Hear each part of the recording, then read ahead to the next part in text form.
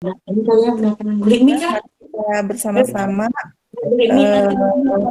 mendengarkan pemaparan materi yang akan disampaikan oleh Bu Nita Susilawati. Oh iya, sebelumnya saya akan menyampaikan sesi apa saja yang akan ada. Yang pertama pembukaan, yang insya Allah tadi sudah dibuka dengan doa ya. Setelah itu ada sesi pemaparan materi oleh calon guru penggerak Ibu Nita Susilawati. Setelah itu akan ada sesi tanya jawab. Baik, untuk mengefektifkan waktu, saya persilahkan Bu Nita Susilawati untuk memaparkan materinya. Ya, terima kasih banyak Ibu atas waktunya. Izin share screen ya. Bapak Ibu semuanya sudah terlihat share screen dari saya. Assalamualaikum warahmatullahi wabarakatuh. Waalaikumsalam warahmatullahi wabarakatuh. Mohon izinnya Bapak Ibu semuanya dan mengganggu waktu di istirahatnya ya Bapak Ibu. Kali ini kita akan melaksanakan sebuah webinar yang mana ini merupakan tugas dari LMS Pendidikan Guru Penggerak. Ini merupakan modul 1.4 mengenai budaya positif. Nah, dalam webinar kali ini saya akan membahas mengenai strategi penerapan budaya positif di lingkungan sekolah Bapak Ibu semuanya. Perkenalkan diri, saya Nita Susilawati, SSIMPD, dari calon guru penggerak Angkatan 3 Kabupaten Subang. Saya bertugas di Sekolah SMPN 1 Purwadadi, Kabupaten Subang sebagai guru BK. Sebelumnya Bapak Ibu, mohon kita sepakati peraturan kelas kita ya Bapak Ibu, ketika kita berlangsung webinar ini. Yang pertama, kalau memungkinkan kita bisa on cam semuanya ya Bapak Ibu. Dan silahkan untuk mengaktifkan mikrofonnya ketika ingin berbicara, dan untuk men-silent dulu mikrofonnya ketika ada salah satu peserta yang lain lagi berbicara, Bapak Ibu. Dan jika ada yang ingin bertanya, silakan untuk mengklik tanda tangan, angkat tangan di bawah layar tersebut. Tadi agenda sudah diatur oleh moderator Ibu Nita. Nah, tujuannya dari webinar kali ini, yang pertama kita akan memahami konsep perubahan paradigma stimulus respon lawan teori kontrol. Yang keduanya arti disiplin dan 3 motivasi perilaku manusia. Ketiga, keyakinan kelas, hukuman, dan penghargaan. Yang keempat, kebutuhan dasar manusia. Dan yang kelima, yaitu posisi kontrol. Yang keenam, yakni segitiga restitusi.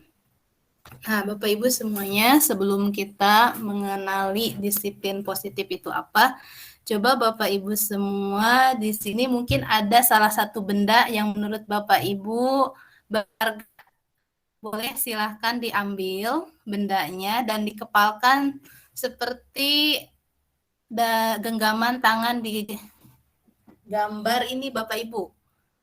Halo Bapak Ibu, ada semuanya? Ada. Coba silahkan diilustrasikan ya Bapak Ibu, benda tersebut. Saya nggak kedengaran. Tidak terdengar. Ya. Nah, silakan. Benda tersebut, semakin kuat Bapak Ibu memegang benda tersebut, semakin kuat juga saya ingin mengambil benda berharga tersebut. Coba apa yang terjadi Bapak Ibu? Silakan. Ada yang bisa merefleksikan yang dirasakan ketika menggenggam benda tersebut. Semakin Bapak genggam, semakin orang ingin mengambil benda tersebut. Apa yang terjadi Bapak Ibu? Apakah biasa saja, tidak ada perubahan dalam genggaman tangan Bapak Ibu? Setelah megang balon, Kenapa? Yang mainan anak balon. Sepertinya genggaman itu sudah kekuatan ya. Oh iya Pak Juskan, gimana suaranya tidak terdengar? Mohon maaf.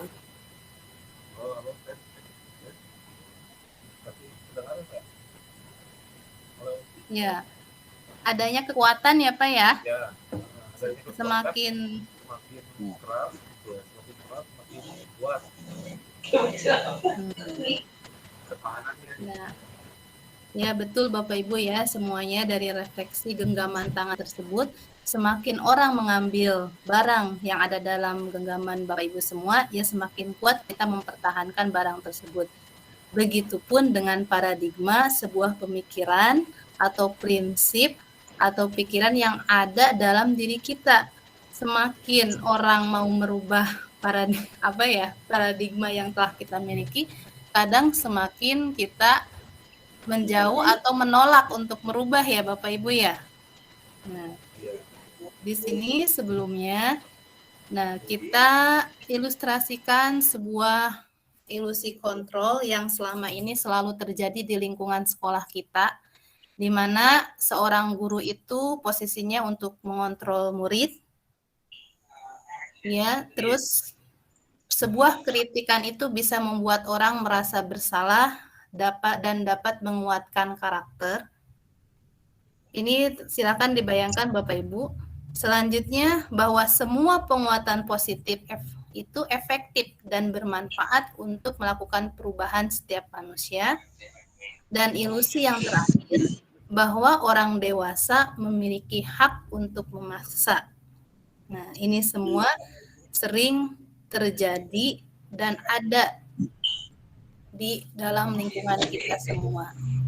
Nah, untuk menerapkan budaya positif ini, kita harus melawan kebiasaan, pandangan, paradigma, stimulus, respon terlebih dahulu Bapak Ibu. Kita terapkan dulu teori kontrol, pahami teori kontrol dulu, yang mana dalam teori kontrol ini, coba menurut Bapak Ibu, bisakah kita mengontrol seseorang? Sesungguhnya bisa nggak sih kita tuh mengontrol seseorang Bapak Ibu? Nah, jadi stimulus respon yang biasa sering terjadi, kita itu mencoba mengubah orang agar berpandangan sama dengan kita. Nah, seharusnya dalam teori kontrol tersebut, bahwa pandangan seorang itu pasti berbeda satu sama lainnya. Nah, ini yang harus kita lawan ya Pak, kebiasaan ini.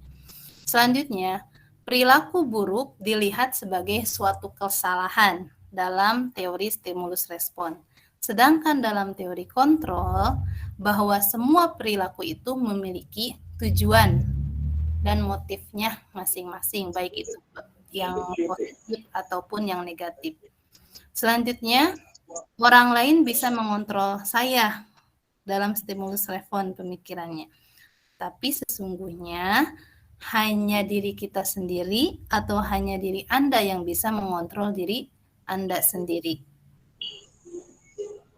Selanjutnya, saya bisa mengontrol orang lain. Nah, tetapi pada kenyataannya Anda tidak bisa mengontrol orang lain. Nah, dalam stimulus respon ini, sebuah pemaksaan ada pada saat bujukan ketika gagal. Nah, sedangkan dalam teori kontrol, dalam strateginya itu dikedepankan sebuah kolaborasi dan konsensus menciptakan pilihan-pilihan baru. Hingga akhirnya yang didapat dari teori kontrol ini adalah model berpikir menang dan menang. Tidak ada yang kalah dan menang. Itu ya Bapak Ibu. Jadi paradigma kita dirubah dulu, tertuju terhadap teori kontrol dibandingkan stimulus respon. Nah, di sini selanjutnya apa yang dimaksud dengan disiplin? Disiplin ini menurut bahasa Latin berasal dari disciplina yang artinya belajar. Namun belajar ini merupakan makna berkonotasi dari murid-muridnya Socrates dan Plato pada zaman dulu itu. Nah, untuk tujuannya disiplin positif ini untuk membuat orang menggali potensinya menuju sebuah tujuan apa yang dia hargai. Ini yang harus ada dalam diri siswa kita, bahwa sesungguhnya disiplin itu mendisiplinkan diri sendiri dulu gitu. Nah, pada kenyataannya yang ada dalam kebiasaan kita, budaya kita, bahwa makna disiplin itu setelah berubah menjadi sesuatu yang dilakukan seseorang pada orang lain untuk mendapatkan kepatuhan. Nah, cenderungnya Bapak Ibu semua di sini ketika mendengar disiplin itu apa ya Bapak Ibu? Cek. Taat. Kalau disiplin itu berarti taat. Peraturan. Pengaturan. Taat peraturan. Terus apa lagi Bapak Ibu? Gimana? Terus yang dirasakannya ketika mendengar disiplin itu apa Bapak Ibu? Malah jadi males. Males. Kenapa Menghindar. bisa jadi males, menghindar? Oh iya. Kenapa bisa jadi menghindar, Bu? Karena kata disiplin itu timbul dari orang lain. Maksudnya bukan karena kesadaran kita. Jadi kayak lebih disuruh. Jadi udah jadi males gitu Ya, kan. kayak pemaksaan ya. Iya. Jadi indikasinya kayak kalau sekarang itu indikasi disiplin itu seperti kepemaksaan gitu. Iya betul. Nah, Indikasi kata-kata disiplin itu lebih ke masyarakat ngertinya itu memaksakan kita untuk melakukan sesuatu hal gitu. Iya. Jadi harus daripada orang kena disiplin lebih baik menghindar gitu. Iya. Itu seperti pandangan yang sekarang di masyarakat terjadi kalau ada kata-kata disiplin itu daripada saya itu lebih baik janganlah gitu seperti itu karena itu seperti memaksakan gitu. Betul Bapak Ibu ya, itu yang terjadi di lingkungan kita selama ini dan mungkin ini terjadi terhadap diri siswa kita di sekolah ya Bapak Ibu ya. Nah, tujuannya dalam strategi disitulah kita harus bisa merubah bahwa motivasi disiplin anak kita itu muncul dari dirinya sendiri, bukan karena paksaan atau bukan karena tekanan dari pihak sekolah, Bapak Ibu. Nah, selanjutnya bahwa apapun yang dilakukan setiap manusia itu tentunya dilandasi oleh 3 ya Bapak Ibu di sini. Biasanya menurut Dian Goosen ini merupakan teori Dian Goosen ya. Nah, teori motivasi perilaku itu dilandasi yang pertama untuk menghindari ketidaknyamanan atau hukuman biasanya. Selanjutnya, saya berdisiplin ya untuk mendapatkan imbalan dari orang lain atau institusi tersebut. Nah, yang ketiga, bahwa saya berdisiplin untuk menghargai diri sendiri dan menjadi insan sesuai harapan kita. Nah, ini poin yang ketiga lah yang merupakan tujuan dari disiplin positif. Selanjutnya, menurut Ki Hajar Dewantara, memaknai sebuah kemerdekaan itu ialah tidak hanya terlepas dari perintah, melainkan juga cakap buat memerintah diri sendiri. Jadi ketika kita bisa berbuat apapun itu atas inisiatif sendiri, yaitu sebuah kemerdekaan. Ya. Nah, selanjutnya di sini untuk di lingkaran merah ini, Bapak Ibu, budaya positif ini akan terbangun di sebuah lingkungan sekolah, diawali dari keyakinan kelas. Nah, dari tiap kelas tersebut meyakini Maaf kelas. Bu Nita, ya? di itu saya itu slide yang munculnya salam bahagia terus. Apa di yang lain sama enggak? Presentasinya sama. itu. Coba izin. Nah, ya, baru nih ada berubah. Ada kelihatan ya, ada ya. Iya, udah. Lanjut. Di sini ya Bapak Ibu, ini lingkaran. Sekarang muncul budaya positif. Ya betul, budaya positif, lingkungan positif dan keyakinan kelas ya Bapak Ibu ya. Nah, kebiasaan yang kita terapkan di lingkungan sekolah itu kita ada di lingkaran yang warna ungu ini ya Bapak Ibu ya. Adanya peraturan kelas. Nah, ini kita rubah dari peraturan kelas itu untuk mewujudkan budaya positif diawali dengan keyakinan kelas yang disepakati oleh siswa-siswa kita di kelas, Bapak Ibu.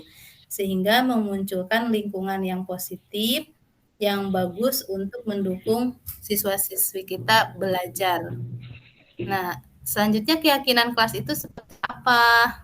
Nah, ini muncul Bapak Ibu, ada di sini keyakinan kelas, hukuman, dan sebuah penghargaan ya. Ada ya. Nah, coba di sini Bapak Ibu ada pertanyaan ya. Mengapa kita memiliki peraturan harus menggunakan helm bila mengendarai kendaraan? Kenapa coba Bapak Ibu?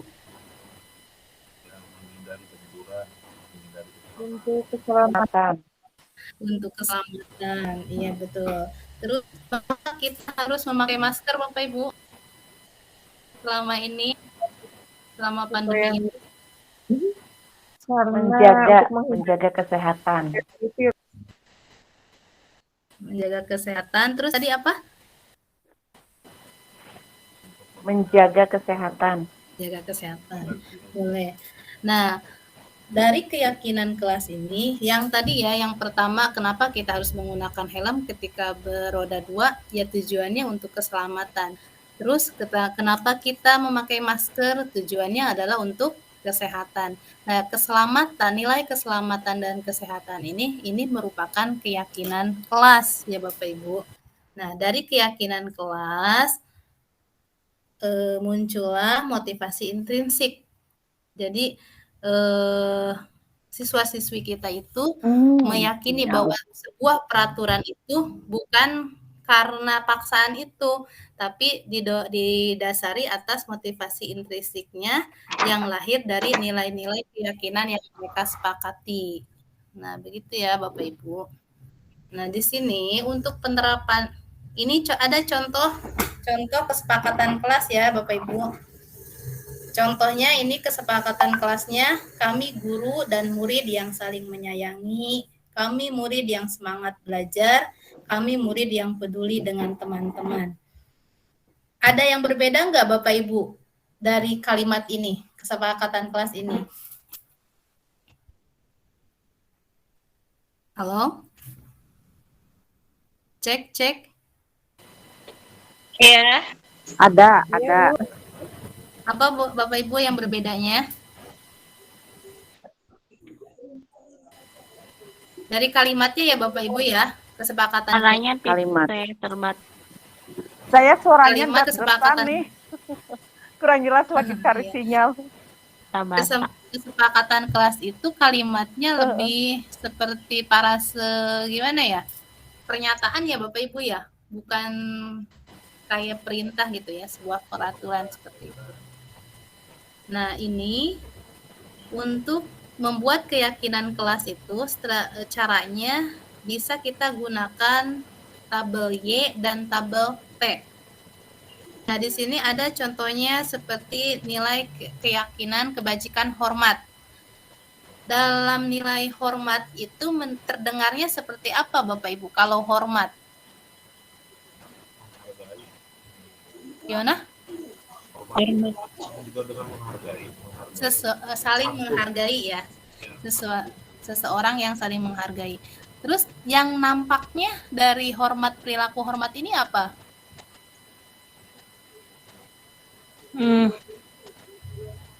Pikiran. Gimana? Sopan.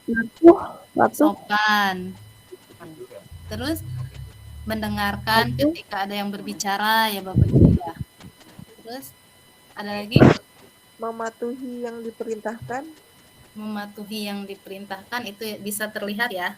Jadi kepatuhannya ya seorang itu Bapak Ibu. Selanjutnya berperilakunya seperti apa? Ya, tadi sopan santunnya. Sopan santunnya. Nah, itu di tabel Y ya Bapak. Nah, sekarang di tabel T-nya bahwa nilai kebajikan hormat itu tampak seperti apa? Karena kan yang hormat itu tidak artinya itu ambigu ya Bapak Ibu, tidak jelas gitu, tidak seperti benda. Kalau bola ya bola terlihatnya gitu. Kalau gelas ya gelas terlihatnya. Kalau hormat ini kan tidak bisa dijelaskan, dijabarkan. Nah, coba dari hormat ini tampaknya seperti apa gitu. Seperti tadi ya, seperti ada orang yang saling menghargai, ada orang yang saling menolong, itu bisa disebut dengan hormat. Terus tidak tampaknya seperti saling mengacuhkan atau mengabaikan ketika orang berbicara dan lain sebagainya. Itu mungkin Bapak Ibu dari contohnya ya. Nah, selanjutnya, nah ini ada sebuah peraturan Bapak Ibu di sini. Mungkin silakan menurut Bapak Ibu yang ada dari peraturan ini nilai kebajikannya apa Bapak Ibu? Yang pertama, selalu kembalikan buku ke tempatnya. Menurut Bapak Ibu apa ya nilai kebajikannya? Teratur. Teratur. Ada lagi yang lain? Boleh teratur, nanti kita dicek bareng-bareng ya. Selanjutnya, dilarang mengganggu orang lain. Nilai kebajikannya apa Bapak Ibu? Menghargai. Menghargai, boleh. Menghargai, menghormati. Menghargai, Ya. menghormati. Selanjutnya, hadir di sekolah 15 menit sebelum pembelajaran dimulai. Ini apa Bapak Ibu nilai kebajikannya? Disiplin. Tepat waktu. Disiplin, Rajin. Disiplin. rajin, ya. Selanjutnya, dilarang melakukan kekerasan. Nilai kebajikannya apa Bapak Ibu? Akhlak. Akhlak, akhlak, ya. Terus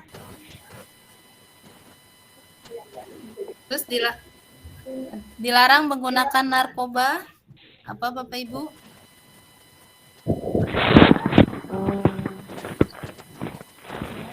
Nilai kebajikannya apa? Kesehatan mungkin ya, bisa ya.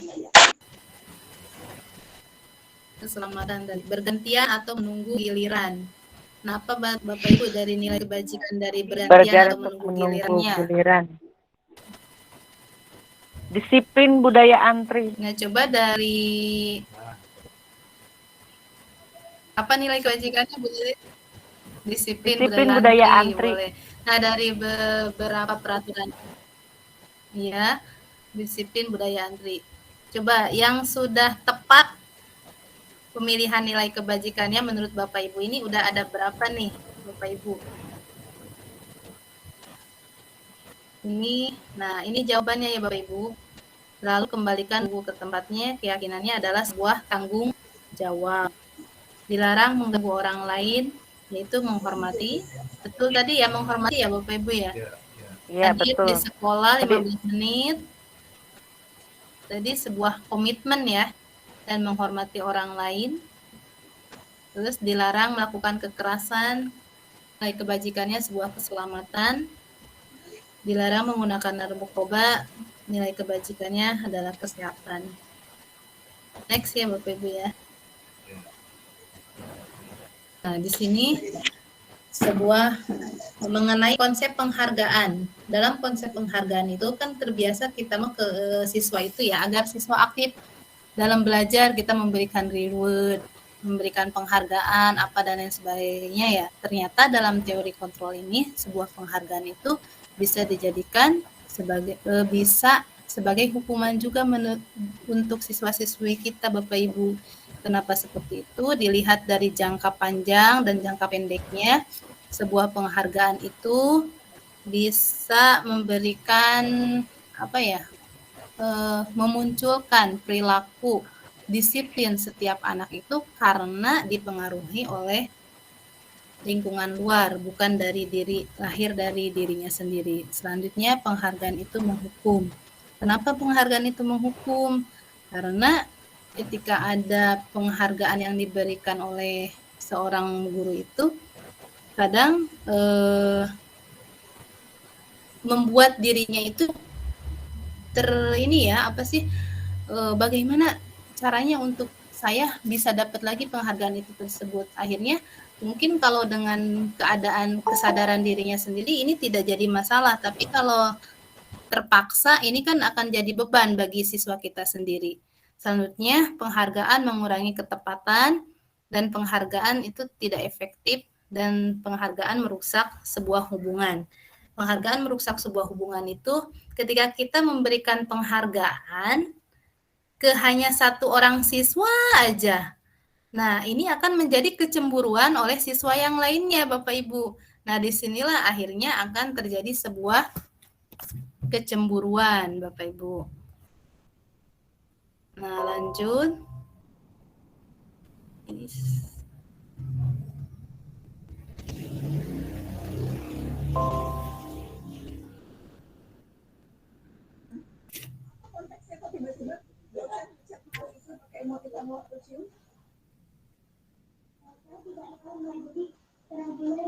Nah, di sini Bapak Ibu ada sebuah perbedaan hukuman dan sanksi ya Bapak Ibu.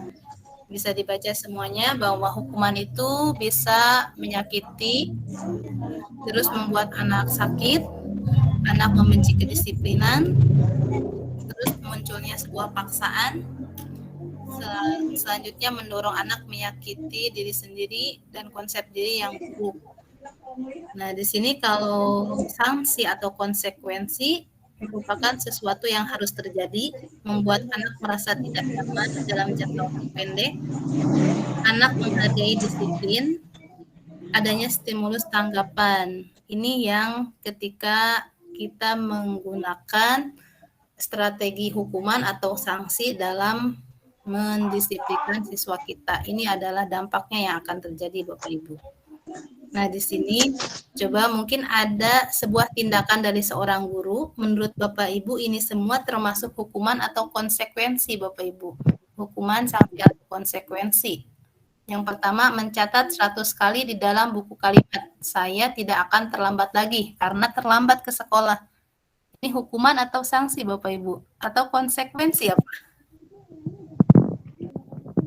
Hukuman. Hukuman? Boleh. Coba yang keduanya. Lari mengelilingi lapangan basket 2 kali karena terlambat hadir di sekolah. Sanksi. Sanksi. Boleh. Nanti. Hukuman. Hukuman. Sanksi. Ada yang sanksi, ada yang hukuman ya. Sanksi karena terlambat mungkin. Sanksi karena terlambat. Boleh. Kalau hukuman kenapa Ibu hukuman? Kalau menurut saya hukuman itu lebih kepada sesuatu yang bersifat hukuman karena melakukan kesalahan tanpa adanya perbaikan. Maksudnya gimana ya? Kalau misalnya kita numpahin air, terus kita diminta untuk membersihkan bekas ceceran airnya. Suaranya nggak kedengeran ya? Kalau kita diminta untuk membersihkan misalnya ceceran air itu, nah itu namanya sanksi. Gimana ya? Bingung. Iya. Gitu. Boleh ya. Terima kasih Bu Nita. Boleh. Coba kita telah dulu ya dari tindakan guru ini. Biar nanti kita paham apa itu hukuman, apa itu sanksi ya. Coba yang ketiganya, murid diminta untuk push up 5 kali karena tidak menggunakan masker ke sekolah. Ini apa Bapak Ibu? Konsekuensi atau hukuman? Hukuman. Hukuman. Kenapa tuh? Apa ya? Karena dia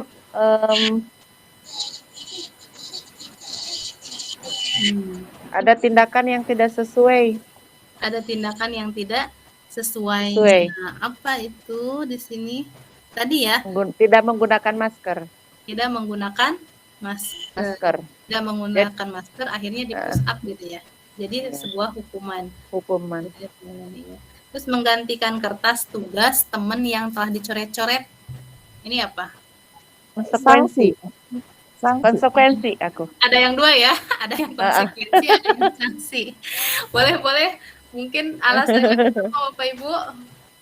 Kalau konsekuensi karena dia sudah melakukan tindakan merugikan orang lain dan dia harus bertanggung jawab.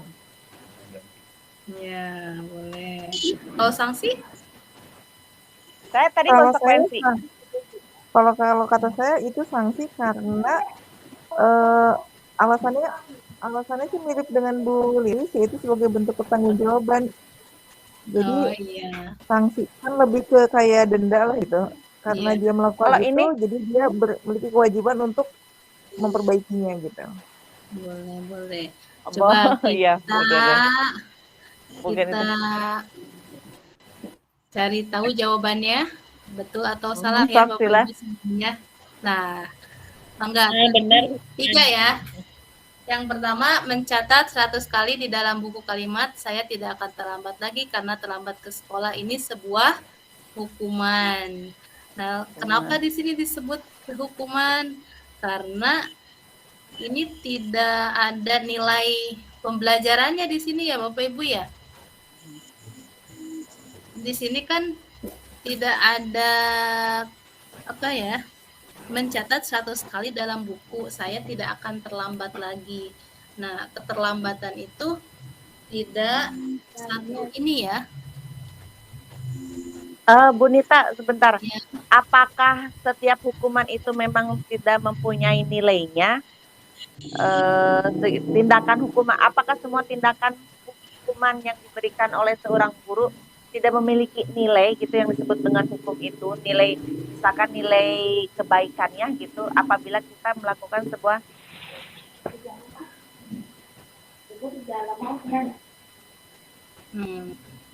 Kalau jadi gini Bu, kan kalau tadi itu sebuah hukuman itu adalah sebuah yang sesuatu aturan yang memaksa, sesuatu aturan yang menyakiti ya dampaknya ke setiap anak.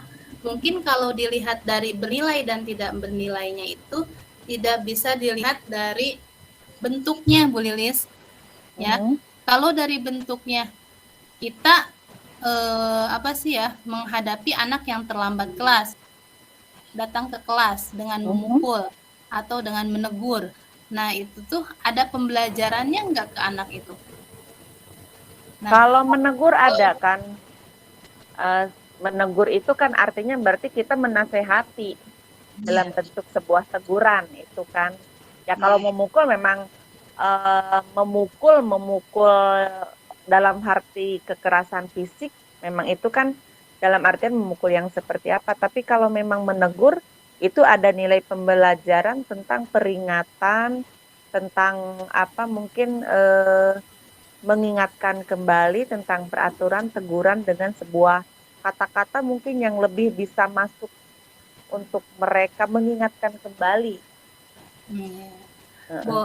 Nah, jadi gini sebenarnya memang ada ya, ada tadi itu sebuah tindakan itu ada motivasinya yang mendasari ya Bu Lilis ya.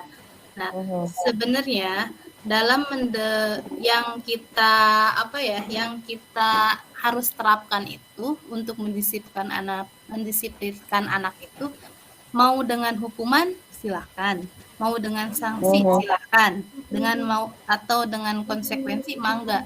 Cuma efeknya yang akan terjadi terhadap siswa itu ya seperti itu gitu. Ketika kita menggunakan hukuman dalam menerapkan kedisiplinan terhadap anak, maka yang ada anak itu merasa takut, merasa terbebani, merasa tersakiti dan lain sebagainya. Hingga pada akhirnya sebuah kedisiplinan itu atau sebuah aturan di sekolah itu sesuatu hal yang ditakuti oleh siswa kita. Nah, jadi tidak adalah muncul motivasi intrinsik dalam dirinya itu sendiri. Nah, itu Bu Lilis mungkin iniannya. Iya. Bisa diinikan.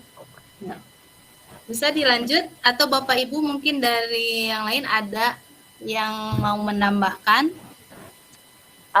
Kalau saya sih seperti ini mau menambahkannya ya, Bu Nita.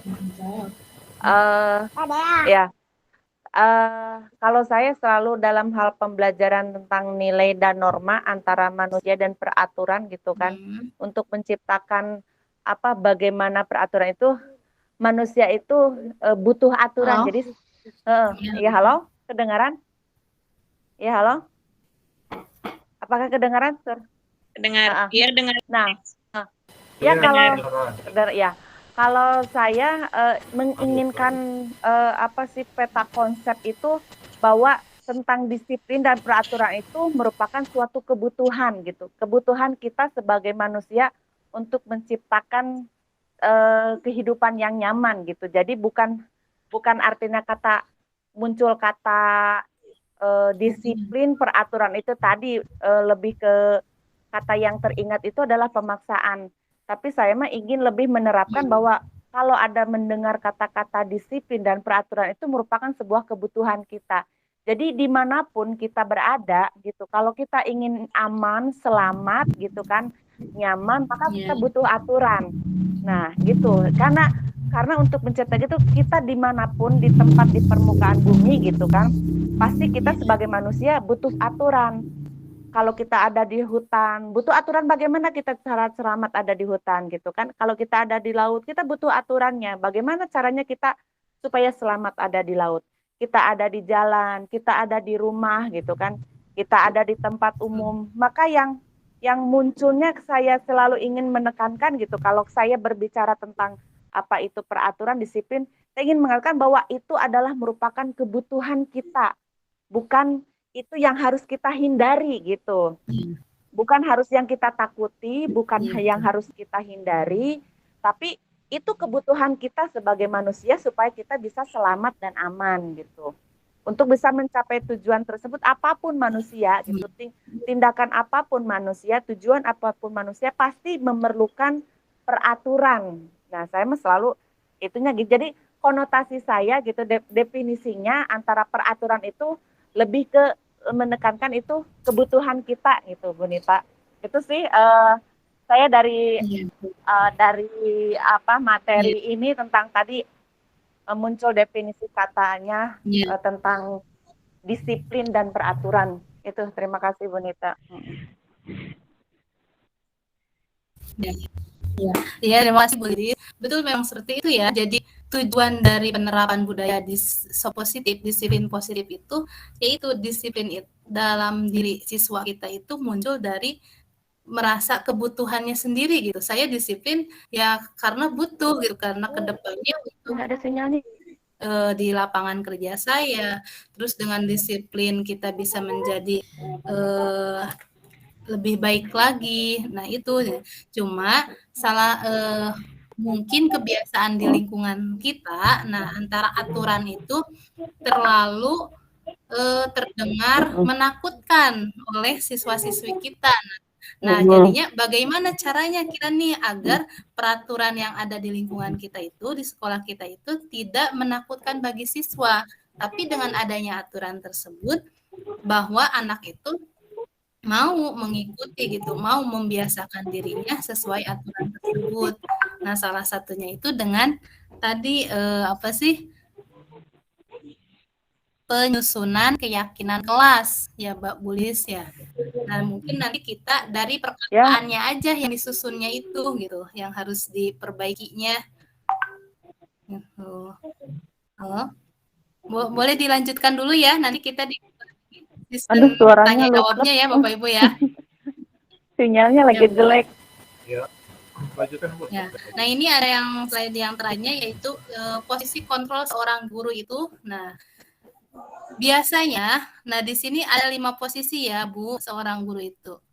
Kita sebagai penghukum, pembuat orang merasa bersalah, terus sebagai teman, sebagai pemantau dan sebagai manajer. Nah, yang diharapkan Bapak Ibu semuanya ketika kita menerapkan disiplin positif itu adanya di dalam posisi manajer.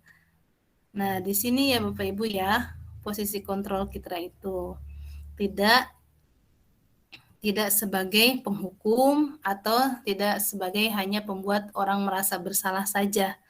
Nah, ini nanti berhubungan dengan sebuah ini strateginya Bapak Ibu. Jadi strategi untuk mendisiplinkan siswa-siswi kita agar muncul dari motivasi intrinsiknya, salah satunya dikenal dengan restitusi atau segitiga restitusi. Caranya ini, pertama menstabilkan dulu identitas, kedua validasi tindakan yang salah, ketiganya menanyakan keyakinan. Nah, apa sih itu restitusi? Nah, restitusi itu adalah sebuah proses menciptakan kondisi bagi murid untuk memperbaiki kesalahan mereka, sehingga mereka bisa kembali pada kelompok mereka dengan karakter yang lebih kuat. Nah, ini ciri-ciri restitusi ya. Restitusi itu bukan untuk menebus kesalahan, tapi untuk belajar dari kesalahan. Nah, ini perbedaannya. Keduanya, restitusi itu memperbaiki hubungan. Ketiga, restitusi itu sebuah tawaran, bukan paksaan. Keempatnya, restitusi menuntun untuk melihat ke dalam diri. Kelima, restitusi mencari kebutuhan dasar yang mendasari tindakan. Keenam, restitusi diri adalah cara yang paling baik. Ketujuh, restitusi fokus pada karakter bukan tindakan. Dan restitusi fokus pada solusinya. Nah, ini cara-caranya untuk melaksanakan restitusi ketika kita menghadapi anak siswa-siswi kita yang berbuat salah. Pertama, menstabilkan identitas. Nah, yaitu membuat anak yang merasa gagal karena perbuatan salah menjadi positif terhadap dirinya dengan memberikan pertanyaan seperti ini. Nah, di sini berbuat salah itu hal yang manusiawi, tidak ada manusia yang sempurna. Nah, Bapak Ibu juga pernah berbuat salah dan lain sebagainya. Ini mungkin perkataan untuk menstabilkan identitas Bapak Ibu. Perkataannya contohnya seperti itu. Selanjutnya, validasi tindakan. Nah, di sini tadi tindakan yang telah dilakukan oleh siswa kita, contohnya ketika siswa kita itu tidak mengerjakan tugas nih dari kita. Nah, coba kita tanyakan dulu mungkin motivasinya, kenapa sih kamu tidak mengerjakan tugas gitu? Apa alasannya? Nah, selanjutnya coba divalidasi bahwa apakah memang salah atau tidak ketika anak kita berbuat seperti itu. Dan yang selanjutnya, nah di sini bahwa tadi kebutuhan dasar manusia itu untuk berbuat itu ada 5 ya Bapak Ibu. Yang pertama bertahan hidup, keduanya cinta akan kasih sayang, terus kesenangan, penguasaan, dan kebebasan. Semua yang manusia lakukan itu berdasarkan dari kelima kebutuhan ini. Nah, selanjutnya yang terakhir yaitu menanyakan keyakinan kelas yang telah tadi disepakati oleh siswa-siswi kita. Begitu mungkin Bapak Ibu, terima kasih atas perhatiannya. Mangga dikembalikan lagi ke moderator Bu Nita, silahkan. Ya, alhamdulillah. Terima kasih banyak Bu Nita Susilawati yang telah memaparkan tentang materi nilai budaya positif ya di sekolah kita. Semoga apa yang disampaikan oleh Bu Nita bisa kita terapkan, kita aplikasikan di sekolah. Karena saya setuju sekali dengan ungkapan bahwa sejatinya disiplin itu bukan sesuatu yang menakutkan, apalagi sesuatu yang harus dihindari. Tapi disiplin adalah sebuah kebutuhan. Nah, tantangannya adalah bagaimana kita bisa menciptakan agar semua warga sekolah, baik itu siswa, guru, dan semuanya bisa menyadari hal tersebut dan sama-sama berubah untuk menjadi pribadi yang jauh lebih baik lagi. Baik, kita lanjutkan ke sesi berikutnya, yaitu sesi tanya jawab. Oke, sudah dibuka. Silakan. Saya yang mau itu apa sih memberikan bagaimana gitu ya solusi. Bu Nita seperti ini. Seperti tadi, apabila saya sering membahas tentang anak-anak yang melakukan sebuah tindakan indisipliner gitu ya, kalau di sekolah namanya indisipliner, tidak mematuhi peraturan, contohnya seperti membolos saat jam pelajaran atau tidak mengerjakan tugas atau misalkan dalam penampilan. Saya sering melakukan diskusi bertanya kepada siswa gitu kan, lebih keingin tahu gitu kenapa mereka bisa sampai melakukan seperti itu setelah kalian atau kamu diberikan kepercayaan, tanggung jawab dari orang tua untuk kamu sekolah, terus kamu menyia-nyiakan kesempatan yang sudah diberikan. Nah, dari hasil pembelajaran seperti itu, jadi saya dapat simpulkan gitu ya, sebetulnya mereka tahu bahwa tindakan yang mereka lakukan itu salah gitu kan. Mereka tahu, mereka sudah bisa menilai perilaku mereka sendiri, menilai mana yang baik, mana yang benar. Tapi yang jadi masalah adalah seperti mereka itu tidak merasa bersalah. Nah, ini yang saya jadikan ini. Jadi mereka melakukan kesalahan tapi tanpa rasa bersalah. Nah, itu saya suka apa ya istilahnya berpikir gitu. Apa yang harus saya sebagai guru lakukan pada saat saya menemukan hal seperti itu? Mereka banyak melakukan kesalahan bahkan bersama-sama gitu kan. Bersama-sama dan tahu bahwa salah, tapi setelah saya diajak bicara, saya diajak diskusi, ngomong, dari muncul sikap bahwa mereka itu tidak tahu salah tapi tidak merasa bersalah itu Bu Nita. Nah, jadi intinya kita bagaimana apa sih secara ini sharing aja ya, tanggapan kita atau tindakan lanjut kita sebagai guru apabila kita melihat kenyataan yang memang seperti itu terjadi di anak-anak gitu. Itu terima kasih ya Bu Nita. Ya, baik. Terima kasih Bu Lilis atas pertanyaannya. Bagaimana ini, apa langsung dibahas atau kita tunggu penanya selanjutnya? Langsung saja ya? Langsung saja mungkin ya. Langsung saja. Ya, Bapak Ibu, barangkali ada yang ingin berbagi pendapat. Ya, mungkin bisa juga tanggapan dari guru yang lain mungkin ini sih memang sih lebih ke psikologis sih sebetulnya, psikologis bagaimana mereka apa ya istilahnya pola pikir mereka tentang tindakan-tindakan yang mereka lakukan terhadap ya indisipliner yang ada di sekolah. Ya, izin menanggapi ya Bu Lilis ya. Boleh. Iya. Jadi tadi kan kebiasaan siswa kita ya yang kadang memang dia salah tapi menunjukkan seolah-olah tidak bersalah gitu.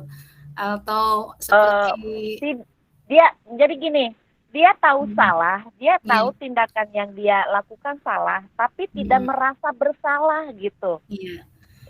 Tidak merasa bersalah gitu, itu menganggapnya hal biasa. Padahal kalau tahu kamu benar salah Bu, gitu. Tapi dia tidak menunjukkan dari mimik muka, dari apa, dia tidak menunjukkan rasa bersalah gitu.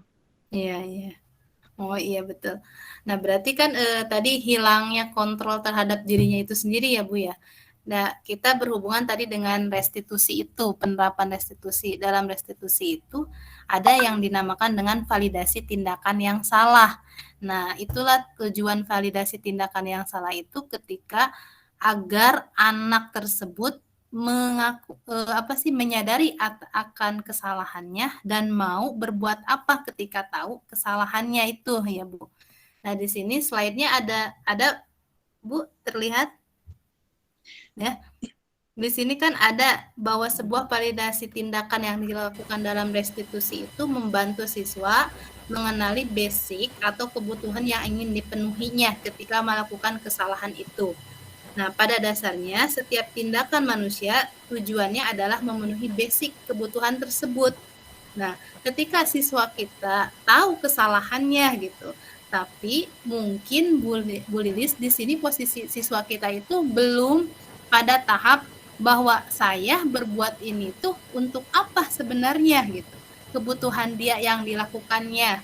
Contohnya kan ketika siswa kita bolos nih.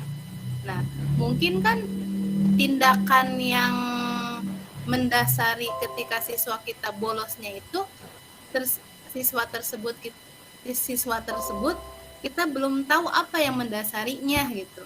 Nah, coba oleh ibu ketika menghadapi siswa yang tersebut, dituntunlah siswa tersebut untuk mengenali bahwa kamu itu bolos itu karena apa, tujuannya untuk apa. Nah, selanjutnya nanti langsung diberikan ditanyakan keyakinan menurut kamu bahwa sekolah itu atau belajar itu menurut kamu itu seperti apa. Mungkin seperti itu Bu Lilis. Nah, jadi kita bisa menerapkan restitusi ini terhadap siswa yang seperti itu. Bu Lilis. Halo? Iya. Ya. Iya, paham. Mungkin jadi gimana ya, pertama sikap siswa di kita itu memang belum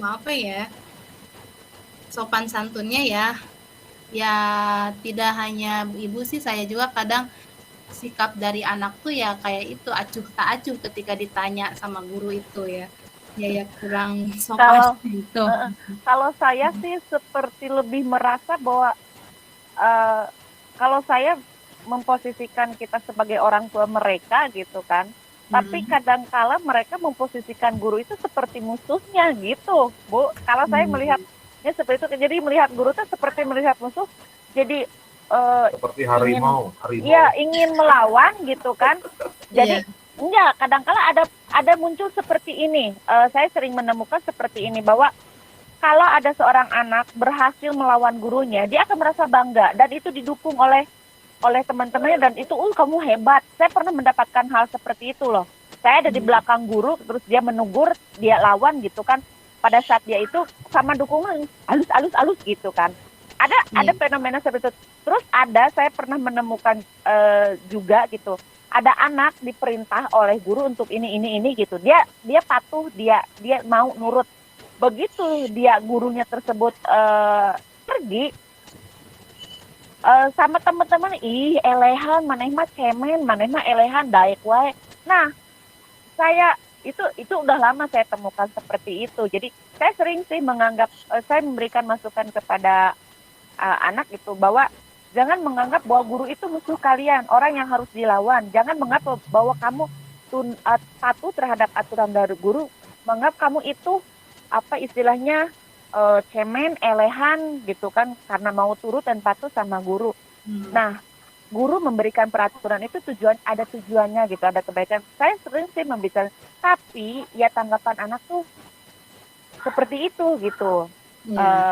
Ya menemukannya, ya kita lihatlah gitu. Kalau melihat guru itu seolah-olah itu musuh yang harus dilawan gitu. Kadang-kadang seringnya melihat seperti itu. Nah, berarti kalau terjadi seperti itu, kita harus melihat lagi, Bu, posisi kita itu sebagai guru tuh ada di mana tadi ya. Yang posisi kontrol itu biasanya kan kita tuh ada di penghukum, membuat orang merasa bersalah, teman, pemantau, atau manajer. Nah, ketika siswa, dampaknya ketika kita istilahnya menasehati atau menegur siswa, malah si siswa itu malah menjauhi ke kita, mungkin pada saat itu posisi guru itu baru pada tahap penghukum. Pada akhirnya si siswa itu merasa benci atau merasa dendam yang ada dalam sisi itu. Nah, makanya kalau bisa kita bersama-sama, ayolah mulai dari saat sekarang memposisikan diri kita itu terhadap manajer, Bu, terhadap anak itu. Atau kalaupun tidak sebagai manajer, kita turun sedikit sebagai pemantau. Gitu. Halo? Iya. Mungkin kalau menurut saya terjadinya dampak siswa yang seperti itu ya mungkin dari posisi guru kita. Karena sudah sedikit bahwa ketika kita menerapkan kedisiplinan di kelas itu lebih ke kadang mengedepankan emosi, kadang udah kehelah ke anak ini teh dari dulu gitu, kenapa kamu teh nggak mengikuti peraturan, terus udah diomongin, udah apa gitu, karena terlalu banyak dan terlalu sering mungkin. Iya gitu, jadi emosi guru tidak terkontrol gitu. Iya, jadi akhirnya kan Iya. posisi kita itu sebagai penghukum, bukan sebagai teman, bukan sebagai pemantau. Kalau untuk sebagai teman, posisi kita sebagai guru itu mungkin lebih bagus ya, Bu, gitu. Tapi kalau sebagai ini nih, yang sebagai penghukum yang berbuat dampak, menjadikan dampak yang seperti itu ke siswa kita. Terus gini nih, bagaimana dengan guru yang acuh gitu? Dalam artian acuh hanya dia menjalankan fungsi sebagai pengajar, tidak ada unsur mendidiknya sama sekali. Mau anak bajunya seperti apa, mau mengerjakan terus mau dalam kelas seperti apa gitu kan? Dia acuh, yang penting dia ngajar aja, tidak pernah memberikan artinya kesalahan teguran, tidak pernah artinya ikut dalam andil mendidiknya gitu. Nah, bagaimana dengan guru yang seperti itu? Itu ya. Sekarang gimana? Halo? Nah, udah jelas. Udah? Udah? Udah, Pak. Ya. Ini dikit aja barangkali. Ini hanya ini aja. Kalau dilihat dari masalah kedisiplinan siswa, sebetulnya tinggal pendekatan saja dari kita. Ini mah dari PPKN ya. Kalau tadi mungkin Bu Lilis bercondong kepada IPS-nya. Tapi saya yakin Bu Nita lebih tahu karena dari BK mah lebih tahu. Biasanya BK mah kan kalau misalnya memberikan sanksi itu tidak berupa fisik seperti yang tadi digambarkan di dalam kalian kan ada push up, terus menulis 100 kali, terus apalagi itu yang saya perhatikan. Kalau model saya sendiri ini secara pribadi aja, kalau misalnya pelanggaran terhadap siswa itu biasanya walaupun hakim mendongkol gitu ya, tapi biasanya dengan cara teguran aja, teguran gitu ya, di omongan ya sedikit pelototan lah gitu. Tapi alhamdulillah sih dari beberapa siswa kalau di kelas di sekolah kita mas itu bisa sedikit mengerti gitu ya. Jadi tidak dengan cara fisik. Selama ini saya juga belum pernah sih kalau misalnya ada fisik itu ini enggak, tetapi dengan cara omongan, walaupun memang banyak sekali ada kendala-kendalanya.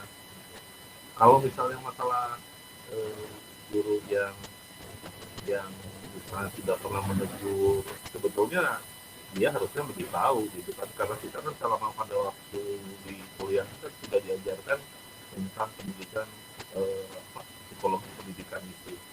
Jadi bagaimana cara menghadapi anak dengan baik, dengan kata-kata, dengan artinya dengan gaya persuasif lah gitu. Itu barangkali pendapat saya.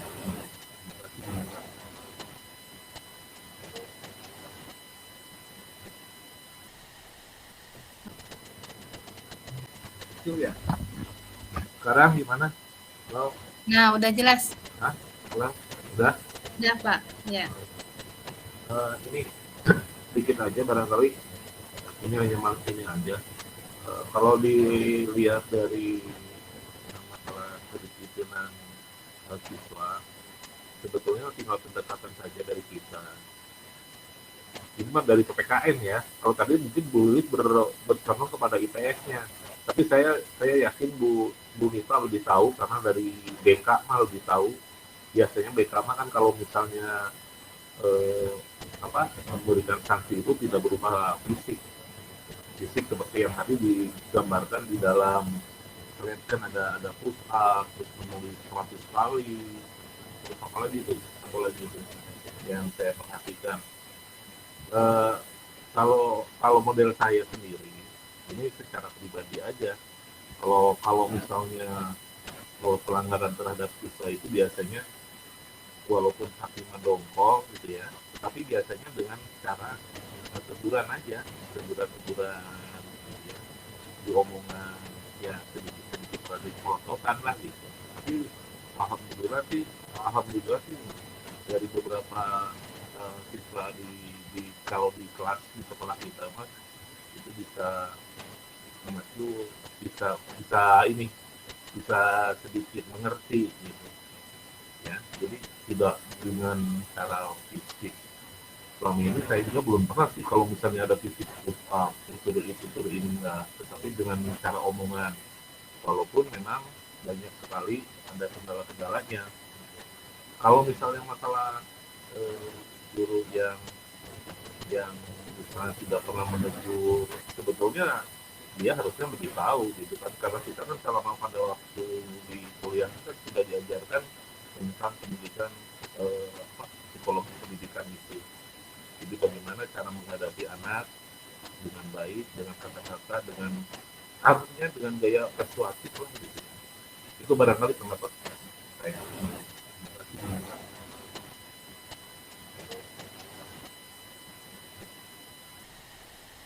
Oh, ya terima kasih Pak Jiskan atas tanggapannya. Bu Nita Wahyuntias kemana?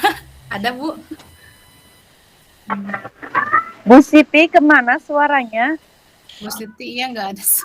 Nggak ada Ini suaranya Bu Siti. Biasanya Bu Siti suka lebih bijak. Nah, jadi masing-masing jadi masing-masing mata pelajaran itu kadang-kadang punya cara sendiri gitu ya di dalam menerapkan kedisiplinan kepada anak. Masing-masing pasti punya cara yang berbeda. Iya.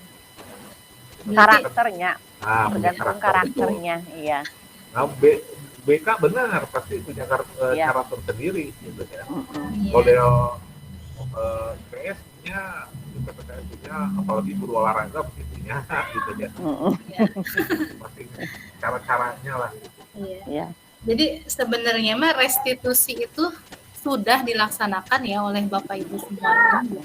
Cuma tahapannya tuh udah sampai mana kita tuh gitu. Apakah ketiga tahapan itu tadi itu ya menstabilitaskan identitas anak kitanya atau memvalidasi tindakan anak kita, terus sampai menanyakan keyakinannya itu sebenarnya sudah dilakukan gitu ya. Iya.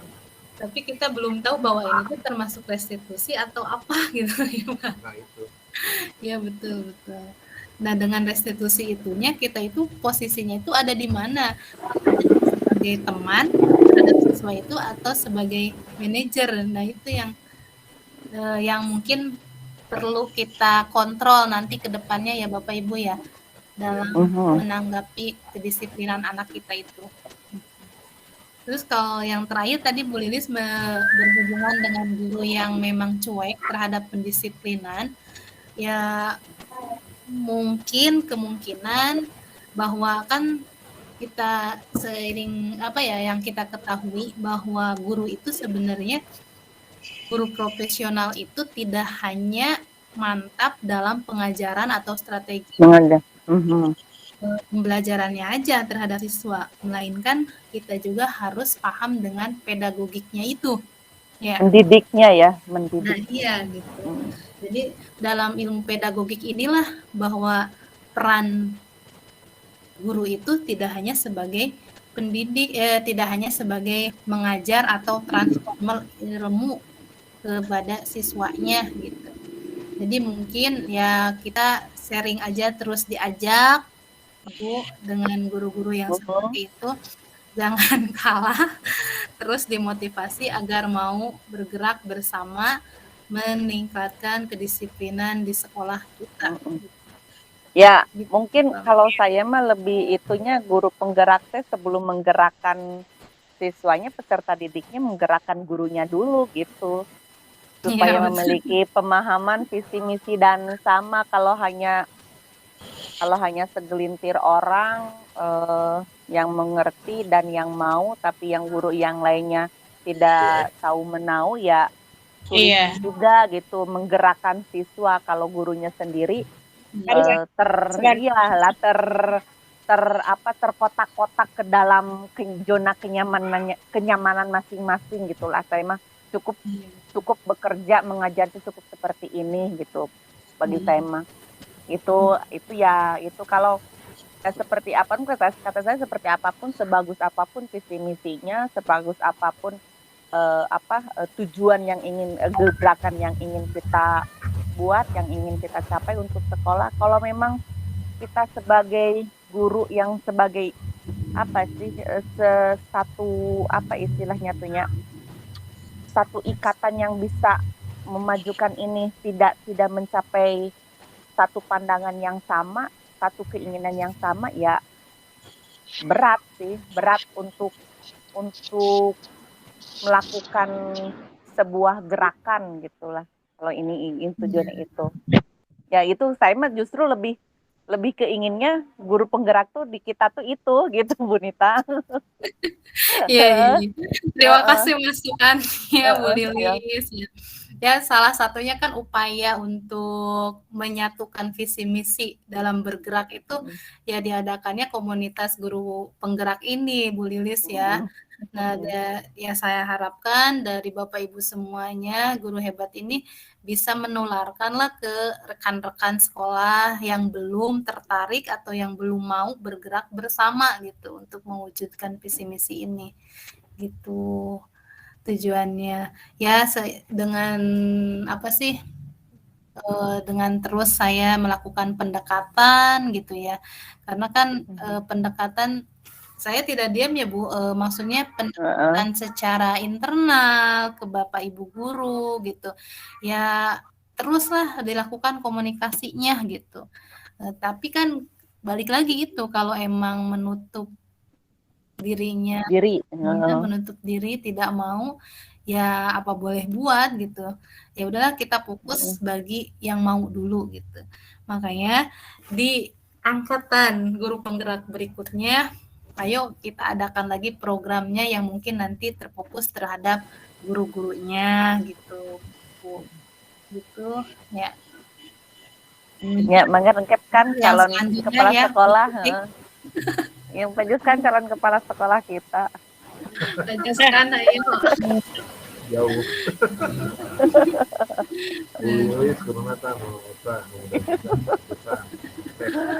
Masih jauh Pak. Kita masih jauh. Tapi itu teh sebenarnya informasi gerbang kita. Oh hebat 2000-an Oh iya. 3000.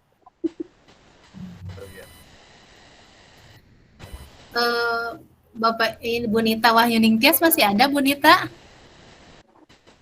Sepertinya masih ada sih ini. Ada, tapi kemana Bu Nitanya, moderatornya? Atau ditutup aja dulu ya, nanti biar berbincang-bincang yang lainnya di luar Ya, Bu dari. Nita, maaf. Oh, di luar ini ya, Bu Nita ada. Oh ya, Bu Nita, mangga Bu Nita. Sudah aja dulu, ini ditutup aja Bu. Ya. Mangga. Alhamdulillah, terima kasih banyak atas pemaparannya dari Bu Nita dan dari Bapak Ibu semua yang telah memberikan tanggapan dan masukannya.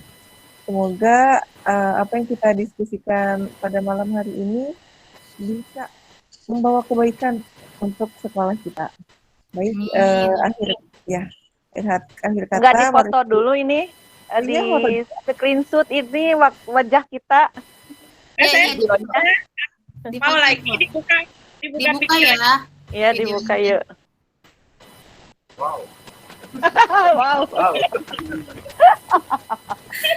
Aku di luar nyari sinyal yang bagus.